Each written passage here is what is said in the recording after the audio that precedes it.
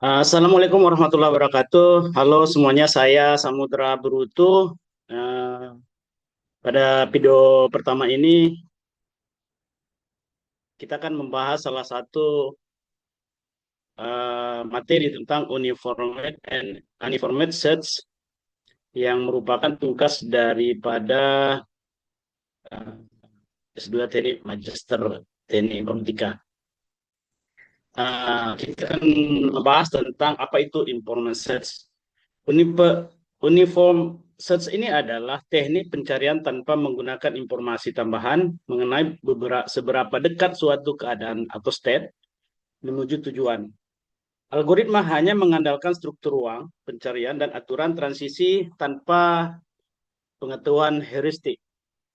Karakteristik utama yang pertama adalah tidak mengetahui arah terbaik menuju solusi. Yang kedua, menjelajah ruang pencarian secara sistematis. Yang ketiga, umumnya menjamin menemukan solusi jika ada, namun sering tidak efisien. Kemudian, informed search. Ini adalah menggunakan informasi tambahan heuristik untuk memperkirakan seberapa dekat suatu state menuju tujuan. Tujuan utamanya adalah meningkatkan efisiensi pencarian dengan memandu proses pencarian ke arah yang lebih menjanjikan. Karakteristik utama yang pertama adalah menggunakan fungsi evaluasi heuristik untuk memilih langkah yang terbaik. Kemudian lebih cepat dan efisien dibandingkan uniform search. Yang ketiga, bergantung pada kualitas heuristik. Semakin akurat, maka dia akan semakin efisien. Uniform itu ada beberapa algoritma. Yang pertama breadth first search, yang kedua uniform cost search, depth first search, atau depth limited search, atau bidirectional search. Kita masuk untuk yang pertama. Algoritma istilah daripada breadth first search ini atau disingkat dengan BPS adalah algoritma pencarian uniformed, yaitu algoritma yang tidak menggunakan informasi tambahan seperti heuristik atau estimasi jarak. Konsep utamanya sederhana. BPS akan menjelajahi ruang pencarian setiap level secara menyeluruh sebelum pindah ke level berikutnya. Sebagai contoh, bayangkan Anda sedang mencari seseorang di sebuah gedung. Anda tidak langsung untuk ke lantai 2 atau 3. Tetapi Anda menyelesaikan dulu lantai pertama, kemudian lanjut ke lantai berikutnya. Nah, cara inilah yang dilakukan oleh breadth first search atau istilah BFS. BFS sangat cocok untuk mencari solusi dengan jumlah langkah paling sedikit. Selama semuanya biaya langkah memiliki bobot yang sama. Dalam konteks kecerdasan buatan, BFS digunakan berbagai aplikasi seperti eksplorasi Grab, kemudian pemeriksaan file sederhana, kemudian perencanaan jalur tanpa bobot, hingga proses penjadwalan. Ada cara kerja daripada sekarang kita bahas tentang bagaimana cara kerja BFS. Yang pertama, BFS itu melakukan langkah-langkah mulai dari node awal, misalnya kita menggunakan peta Romawi. Itu mulai node awal sampai mencari tujuan, misalnya kita akan menentukan misalnya queries. Maka dia akan mulai dari node awal, kemudian dia node awal itu ke dalam queue, kemudian selama queue tidak kosong kita ambil elemen paling depan. Kemudian dia memeriksa apakah node tersebut merupakan tujuan. Jika bukan, kita kembangkan semua tetangganya. Setiap tetangga yang belum pernah dikunjungi maka dimasukkan ke dalam queue. Dan proses ini berlanjut sampai kita menemukan node tujuan. Yang menjadi keunggulan BFS adalah BFS menjamin menemukan solusi yang paling pendek dalam jumlah langkah selama cost antar node sama. BFS tidak akan tersesat masuk ke jalur terlalu dalam seperti nanti kita bahas BFS. Namun kekurangannya BFS juga jelas. BFS menggunakan memori yang sangat besar karena harus menyimpan node-node dalam satu level penuh. Karena meskipun BFS terlihat sederhana, dalam grafik besar BFS bisa memakan memori sampai tidak tertampung. Kalau kita buat simulasinya, inilah simulasi dari BBS pada map Romawi. Jadi dia misalnya kita dari Arad kemudian menuju Bukares ini, maka dia akan mulai dari Arad. Yang menjadi Kui itu adalah Arad. Kemudian visited itu adalah Arad juga karena masih titik awal. Tetangga Arad adalah Jerin, kemudian ada Timisoara, kemudian ada Sibiu. Setelah memasukkan tetangganya dalam Q, itu Jerit, Sibiu, dan Timisoara, maka dia akan melanjutkan ke step kedua karena belum menemukan namanya Bukares. Kemudian dia masuk ke step kedua, diambilnya misalnya Jerit, ya Jerit ini akan diambilnya. Apakah sama dengan Bukares? Ternyata belum. Tetangganya Jerit ada Arad Oradeo tetangganya. Kemudian Arad sudah divisit, kemudian karena udah dimasukkan maka dia diabaikan. Kemudian masuk ke Oradeo. Oradeo ini juga dimasukkan. Jadi di situ ada Q. Q-nya itu adalah Sibiu, Timisoara, dan Oradeo. Kemudian dia karena belum ketemu maka dia ambil ke Sibiu. Sibiu ini diperiksa apakah Sibiu itu sama dengan Bukares? Ternyata belum. Maka tetangga Sibiu seperti Arad, Pagares, kemudian Oradeo, Rimini-Q, Vilcea ini akan dimasukkan ke dalam Q sehingga dia akan memasukkan Pagares dan Rimini-Q, Vilcea. Masuk ke step keempat, diambilnya Timi, kemudian diambilnya Timisoara, kemudian diambilnya Timisoara. Kemudian step keempat ini tetangga Arad ada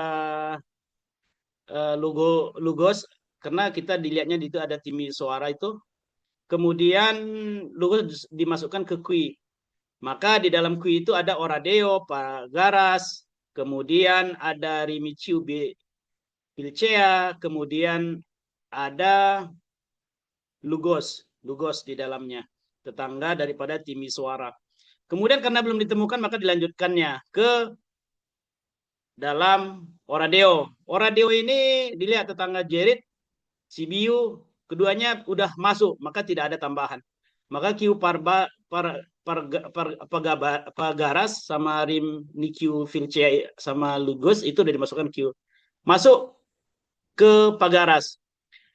Ini masuk ke Pagaras, maka di sini karena BM maka jalur yang didapat adalah jalur dengan jumlah langkah yang paling sedikit. Apakah Pagaras ini masuk ke tangga Bukares? Ternyata ya. Nah, di sini akan menemukan Bukares yang merupakan tujuan daripada akhirnya. Karena BFS maka jalur yang didapat adalah jalur dengan jumlah langkah paling sedikit melalui Arad, kemudian Sibiu, kemudian Fagaras, kemudian masuk ke Bukares. Inilah jalur BFS paling optimal dalam konteks edge cost sama. Dari step-step tadi, maka algoritma FS bisa kita dapat kesimpulan bahwa tidak kelebihannya adalah tidak akan menemui jalan buntu. Kemudian, jika ada satu solusi, maka BFS akan menemukannya. Dan jika ada lebih dari satu solusi, maka solusi minimum akan ditemukan. Adapun kekurangan dari BFS ini adalah membutuhkan memori yang cukup banyak karena menyimpan daripada titik-titik not tadi, sehingga dia harus menguji di level untuk mendapatkan solusi pada level ke N+1. Itu untuk algoritma BFS. Kemudian kita masuk ke algoritma Dijkstra's.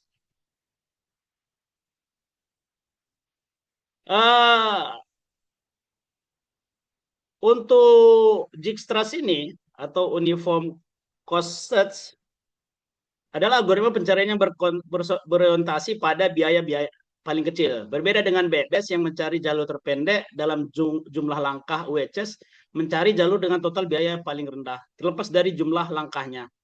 Misalnya pada peta Romania, mungkin ada jalur yang langkah lebih panjang tetapi biaya lebih murah. UCS dirancang untuk memilih jalur seperti itu. Kemudian UCS menggunakan struktur data priority queue, di mana nodes dengan biaya jalur terendah akan diproses lebih dulu. Ini menjadikan UCS sangat kuat dalam perencanaan jalur pada grafik berbobot. Biasanya aplikasi UCS sangat luas, seperti navigasi robot, routing jaringan komputer, optimasi transportasi, manajemen logistik, pencarian path minum pada graf berbobot.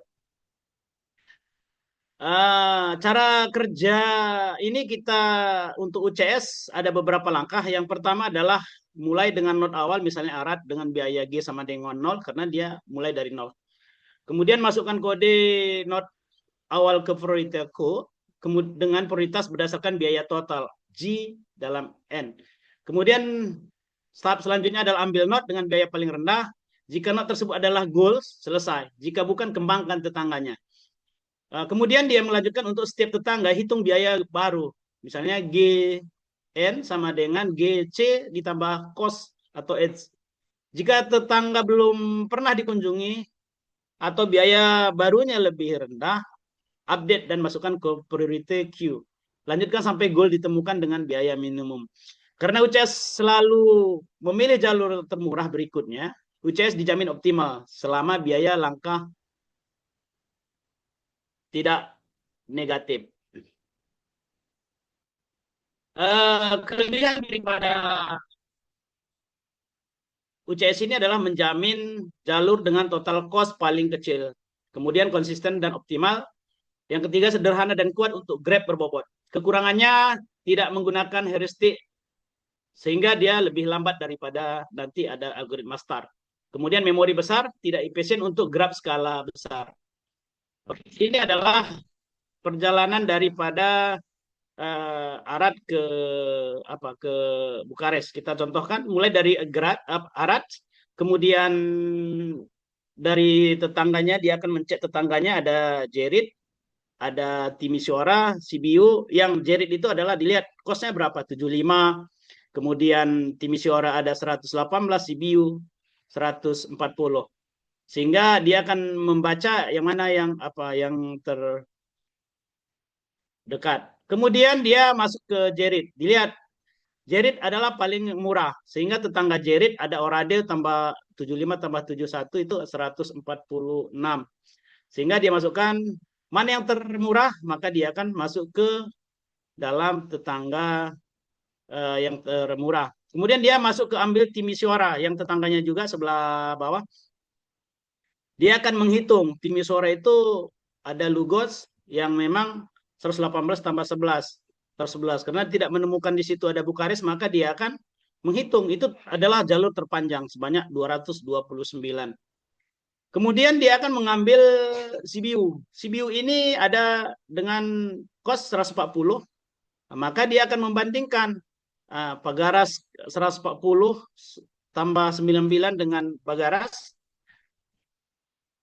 Kemudian nanti dia akan menghitung ke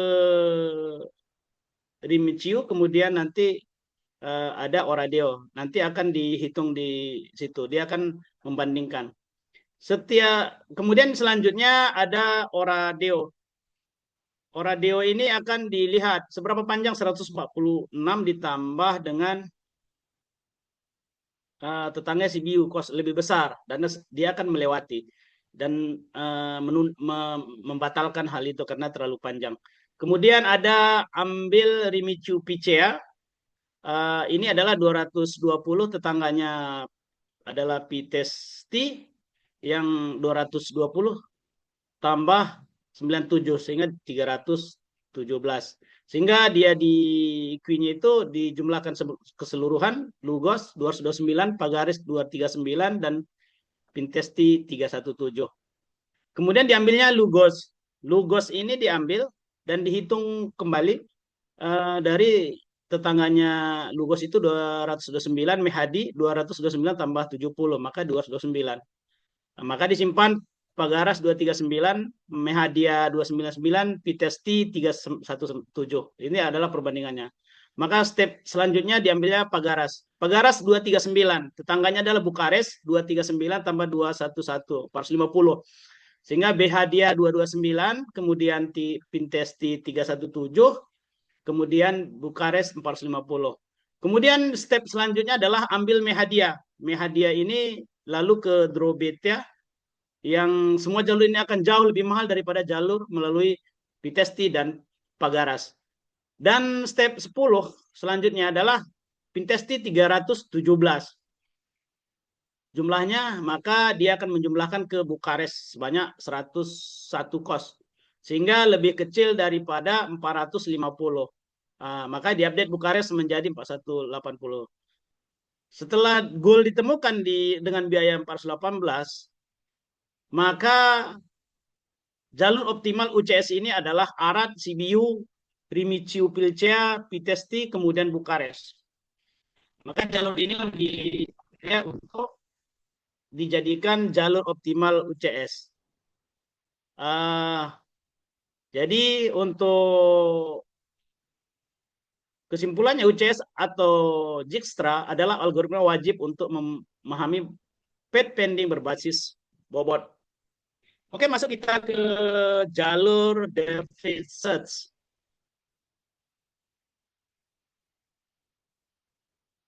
DBS ini adalah algoritma pencarian melakukan eksplorasi secara mendalam terlebih dahulu, sebelum kembali mengeksplor cabang lain. Secara analogi, jika Anda masuk ke gua bercabang, DBS adalah strategi berjalan lurus sejauh mungkin sampai mentok, baru kembali lalu mencoba cabang lain. DBS menggunakan struktur data stick atau LIFO. Ini membuat DBS sangat hemat memori dibanding BFS. Aplikasi yang digunakan pada DBS ini banyak di deteksi siklus, pencarian komponen terhubung, topologi sorting, kemudian traversing tree. Namun DBS tidak menjamin solusi terpendek dan bisa tersesat jauh dalam graf yang dalam. Adapun langkah kerja DBS ini adalah mulai dari no start, kemudian pas ke stack, kemudian ambil dari stack, jika goals selesai. Jika bukan, post semua tetangga ke stack. Tetangga yang dimasukkan terakhir akan dieksplorasi dulu, baru proses berlangsung sampai goal ditemukan atau semua node dieksplorasi. Kemudian adapun langkah-langkahnya adalah dari Arad, ini dimulai, kemudian masuk ke CBU, maka akan diurutkan berdasarkan urut alfabet CBU, Timisa, Jiren, kemudian masuk terakhir ke Jiret ini, kemudian dia masuk ke Jiret, tetangganya Arad. Tetangganya Arad, kemudian push ke Oradeo, kemudian masuk ke CBU, namun CBU dilanjutkan dengan Pagaras, kemudian Pagaras ini masuk ke Kares. Jadi ya jalurnya semua dieksplorasi yang terdekat. Kemudian ada pun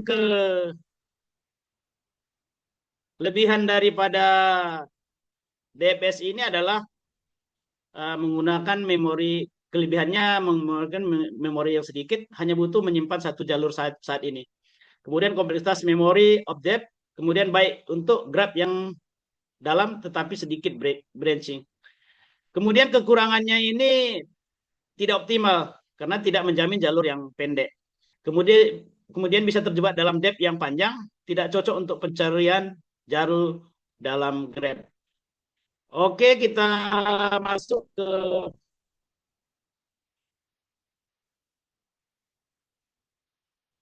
selanjutnya adalah algoritma depth limited dan iteratif deepening search. Ini adalah algoritma yang menggali ruang pencarian secara sangat dalam, namun DPS punya dua masalah besar. Yang pertama, DPS dapat masuk ke jalur yang terlalu dalam atau bahkan tak berhingga. DPS juga tidak pernah menjamin menemukan solusi paling dangkal. Untuk mengatasi itu, lahirlah Depth Limited Search, yaitu DPS dengan kedalaman maksimum tertentu, atau istilahnya Limited Depth sama dengan L. Namun muncul masalah besar biasanya adalah kalau L terlalu kecil, goalnya tidak ditemukan. Kalau L terlalu besar, sama seperti depth biasa, tidak menghemat waktu. Untuk itulah ada IDS, atau Interactive Deepening Search. Kemudian, bagaimana bekerja IDS ini ada dari L0, kemudian jalankan DLS atau depth sama dengan 0. Jika belum ketemu, maka naikkan L sama dengan 1. Jalankan DLS, depth sama dengan 1. Ulangi sampai goal ditemukan. Meskipun IDS melakukan banyak pengulangan, DLS total waktu tetap efisien karena semakin besar not besar di level terdalam, IDS memiliki optimal seperti BFS, memori usek seperti DFS, tidak terjebak depth infinite, tidak seperti DFS. Inilah mengapa IDS banyak dipakai di textbooks AI. Kemudian simulasinya pada PET ini adalah di mana dari level 1 kita berbicara dari Arad ke Bukares, itu dia masuk level 0, Arad, kemudian ada tetangga langsung, kemudian tetangga level 1 dan seterusnya. Simulasi DLS, misalnya L sama dengan 2, maka depth sama 0, depth 1 CBU, Timisoara, Ziren. Kemudian depth 2 ada Prom CBU, Pargas, Oradeo, Ribinciu, Vilcea. Kemudian ada Prom Timisoara, Lugos. Kemudian Prom Ziren dari Oradeo. Sehingga di depth 2 kita belum mencapai Bukares. Maka dilakukan DLS depth sama dengan 2, goal tidak ditemukan. Maka DLS akan mengembalikan cut off. Kemudian simulasi ini akan menjadi L beberapa tingkatan, ada L sama dengan 0, L sama dengan 1, L sama dengan 2, L sama dengan 3. Sehingga dari level itu sampai menemukan jalur Bukares. Jadi L0 itu seperti Arad, apakah L1 ada Bukares? Nggak ada. Maka dia akan masuk ke level kedua. Ada Pargas, Oradeo, Rimiciu, Vilcea, Lugos. Belum juga ada Misos, maka gagal. Maka masuk ke L3. Kemudian dia akan mencari apakah ada di sana Bukares, dia akan melihat ada Sibiu, Pagaras, kemudian Bukares. Gol ditemukan sehingga jalurnya akan dibutuhkan dari Arad, Sibiu, Pargas, Bukares. Nanti Arad ini Sibiu, Pargas, Bukares. Maka nanti dia akan dari Arad masuk ke Sibiu, kemudian ada Pargas dan Bukares.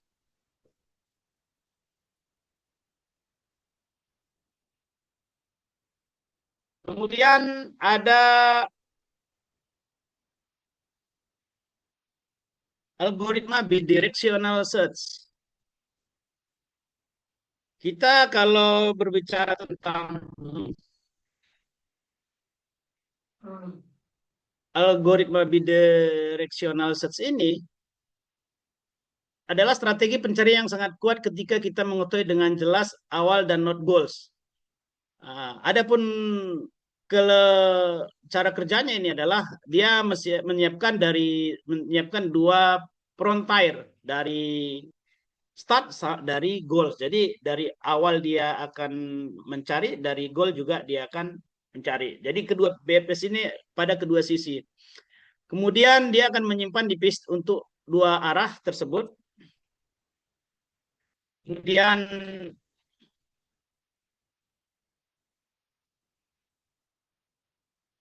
kedua jalur ini akan menggambarkan salah satu frontier, biasanya frontiernya yang lebih kecil. Ketika ada node yang muncul dalam node visit set, maka dua jalur bertemu. Gabungkan kedua jalur tersebut untuk menghasilkan solusi. Kemudian ini adalah simulasi daripada Arad ke Bucharest.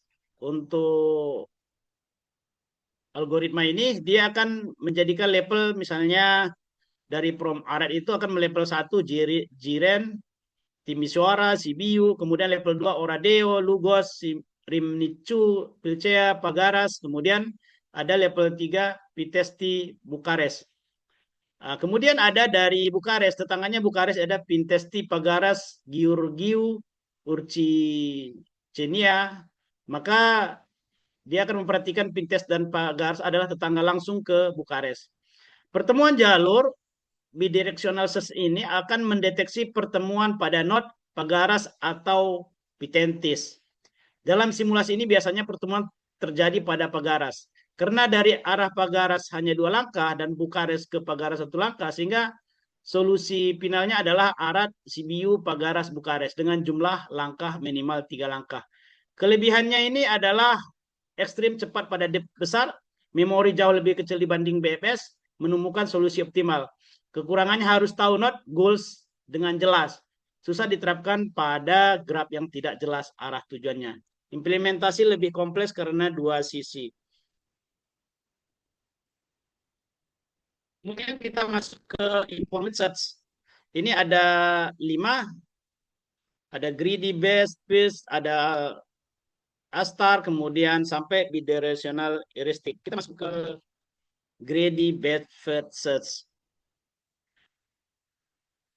Algoritma greedy best first search ini adalah pencari yang memiliki node berikutnya berdasarkan heuristik HN saja, yaitu estimasi seberapa dekat node itu ke tujuan. Ide utamanya adalah dari frontier mengumpulkan node yang bisa dikembangkan, selalu pilih node dengan nilai heuristik terkecil atau paling dekat ke tujuan menurut tebakan. Kemudian GFS tidak menggunakan biaya jalan dari awal atau GN saat memilih, hanya melihat seberapa menjanjikan setiap simpul agar cepat mencapai tujuan. Biasanya digunakan heuristik yang mengestimasi jarak langsung ke goals, misalnya strike line distance SLD. Mekanisme kerja daripada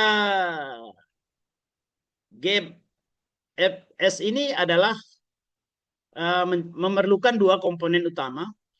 Yang pertama heuristic function atau HN, biasanya berupa estimasi jarak dari node ke goals. Kemudian priority Q node dengan nilai HN terkecil akan diproses lebih dulu. Langkah kerjanya hitung H-start, masukkan start ke priority Q dengan prioritas H, ambil node dengan nilai H terkecil. Jika node adalah goal, selesai. Jika bukan, kembangkan tetangganya. Hitung H untuk setiap tetangga, masukkan tetangga ke priority Q, ulangi sampai goals ditemukan. Karena fokusnya hanya pada mendekati goal, GPS sering sekali tersesat ke jalur yang tampaknya dekat tetapi secara fisik terhalang atau bahkan lebih mahal. Kemudian kekurangan daripada kelebihan daripada algoritma ini adalah sangat cepat, ekspansi sangat sedikit, cocok untuk navigasi cepat, kemudian implementasi mudah.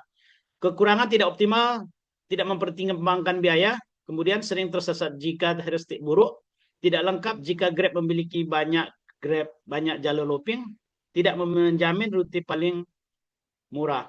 Jadi langkah yang dilakukan oleh Pak ini dari Arad dengan mulai dari start Arad, kemudian dia akan membaca berapa banyak atau seberapa besar tetangganya atau Jerit, kemudian Timisoara, ada CBU yang ke Bukares itu berapa jauh dengan node H terkecil atau CBU.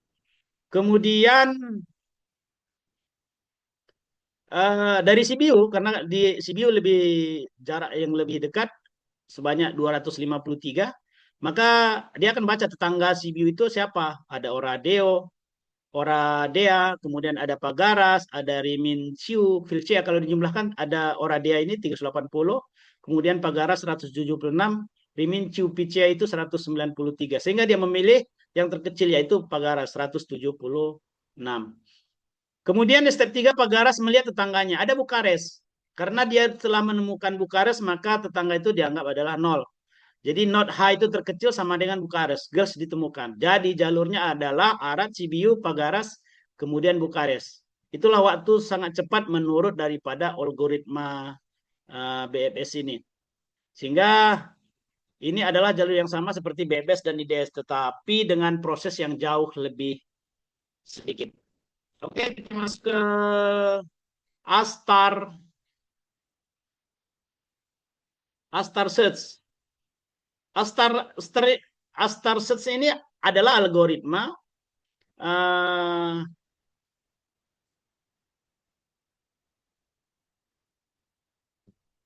Astar ini adalah algoritma penggabungan GN, HN, estimasi dari N ke goals.